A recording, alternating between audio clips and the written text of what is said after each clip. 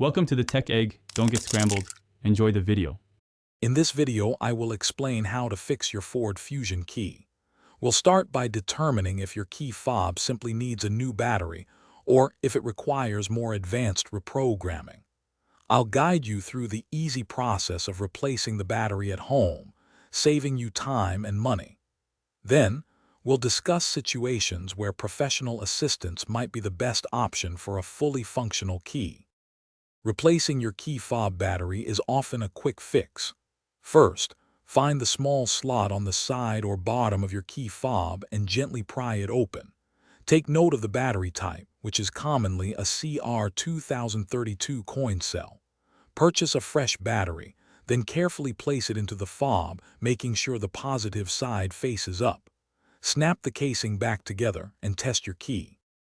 Quick recommendation: if you're finding this video helpful, please consider subscribing and giving it a like. And on another note, for those moments when you're not fixing car keys, why not relax with a good book? You can read anywhere with the new Kindle Paperwhite.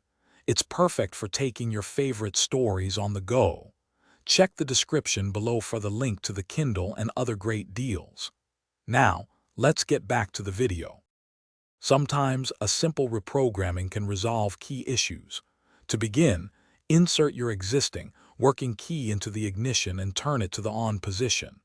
Next, cycle the ignition 8 times from on to off within a 10-second window, ending on. The door locks should cycle. Then, press any button on your new key fob within 20 seconds to complete the programming. This often works for basic functions. Thanks for watching. Consider subscribing if I helped unscramble your problems.